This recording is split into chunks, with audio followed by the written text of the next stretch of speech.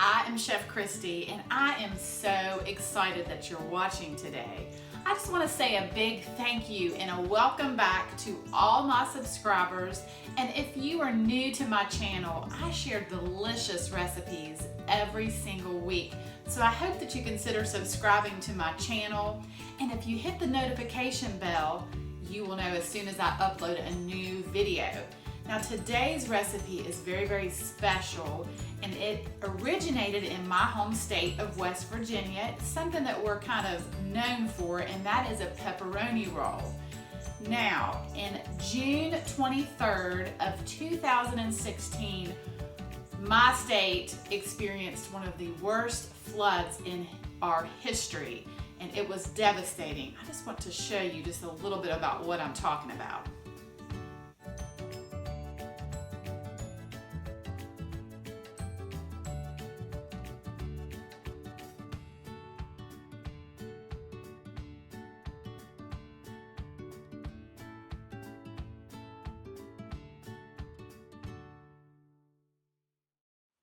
Okay, so you might be wondering, why am I talking about a flood on a pepperoni roll video?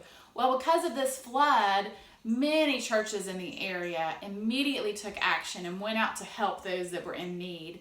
And me and a very dear friend of mine from my church loaded up her car with supplies and pepperoni rolls, and we just drove out to see what we could do to help. And we got to see firsthand the devastation and the destruction of this flood. We did meet wonderful people. We got to hear their stories. We got to just hug on them and love them and give them a pepperoni roll and pray with them. It was a time of just really getting to witness what true West Virginians are all about. And I just wanted to share this recipe with you, this pepperoni roll recipe, and show you just how to make it. So I hope that you stay with me and watch this video. It's a little bit of time to do it, but it's well worth it.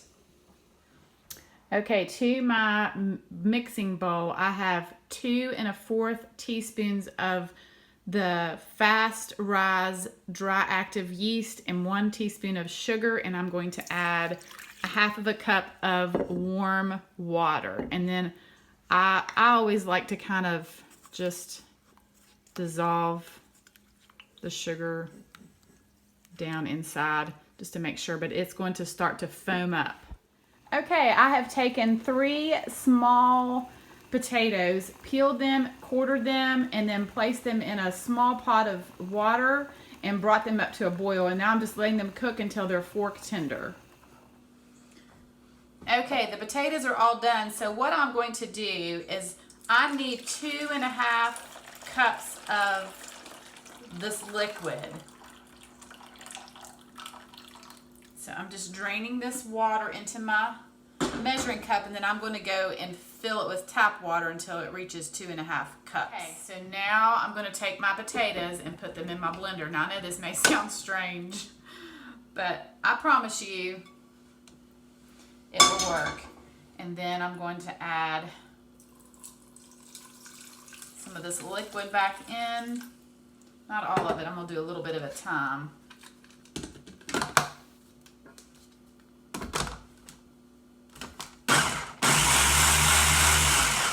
And I'm just going to blend it up.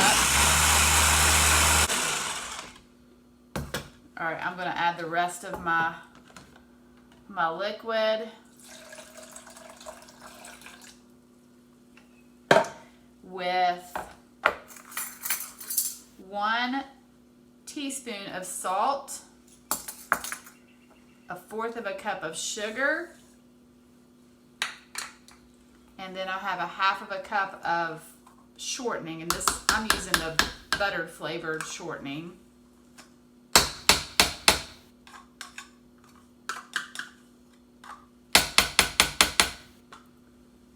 Alright, so I'm going to blend this up.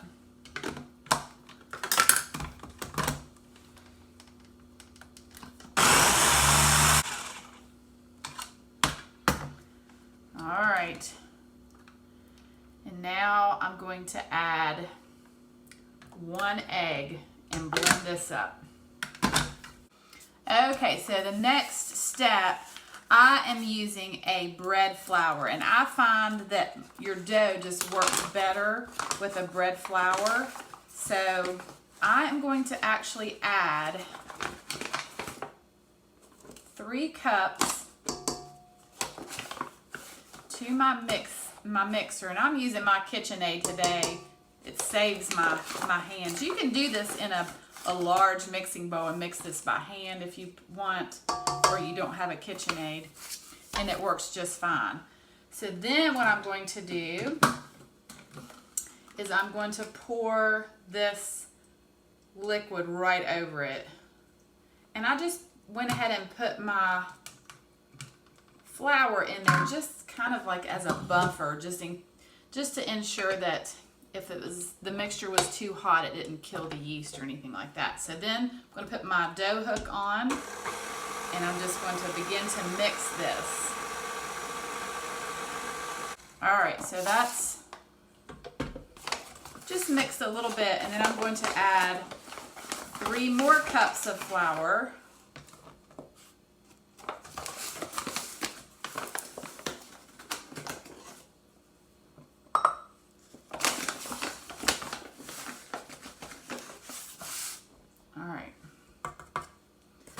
Now I'm going to mix again. And this is going to take just a couple minutes to get that all incorporated. Okay, as you can see, it's incorporated, but it definitely needs more flour. So I'm going to add 1 more cup. And this is when I just kind of do a cup at a time until it gets the right consistency. All right, it is still a little bit too sticky, so I'm going to add 1 more cup.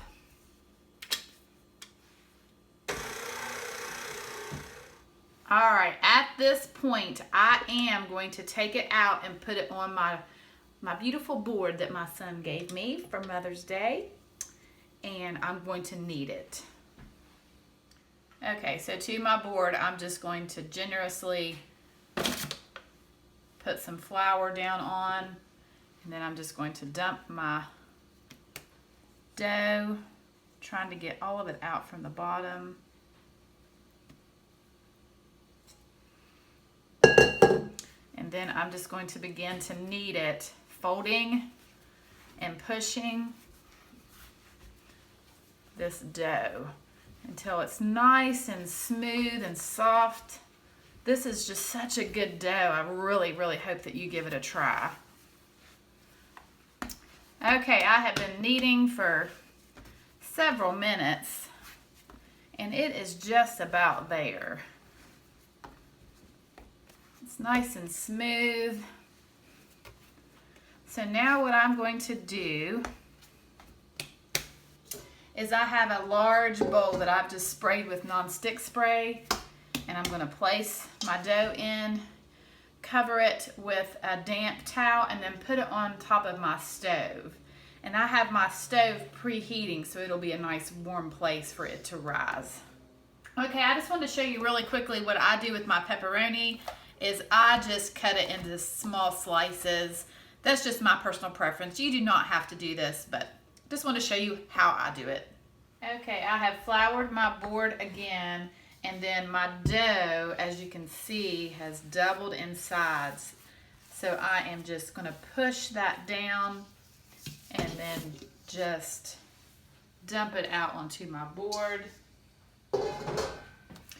And then what I'm going to do is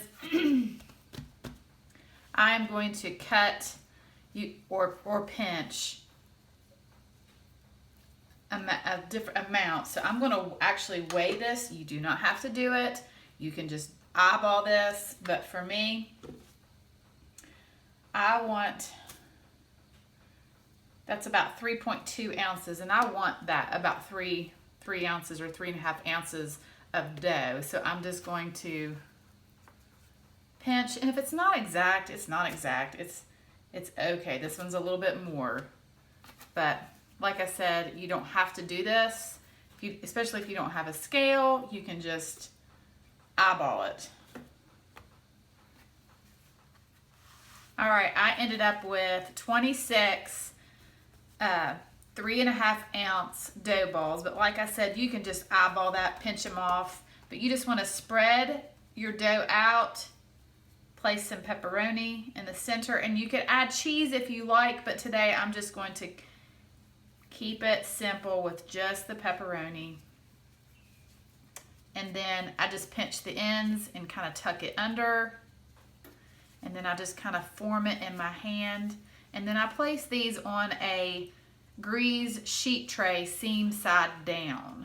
Okay, so all of my pepperoni rolls are filled and rolled, and so the last thing I'm going to do is I'm going to just brush them with some melted butter, and then I'm going to place them into a 400-degree oven for about 20 minutes, just until they're nice and golden. Look at these pepperoni rolls. They look amazing.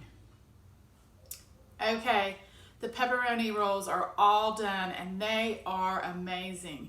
They are just delicious, and I'm just going to tell you that this dough, there's just something about adding that potato to it. It is soft and tender and delicious. So I really hope that you give these a try. It may take you a little extra time, but that's okay. It is well worth it. Now, what I like to do is I individually wrap these, and then you can pass them out, or you can even keep them in your freezer and pull them out when you're ready for one. They're just very versatile, and they're handy to have. So I hope that you give these a try. I've enjoyed sharing with you this recipe and the story behind it. I've got to give these a try. These are delicious. So, thank you for watching. As I talk with my mouth full, sorry. Thank you for watching, and I hope that you have a wonderful day.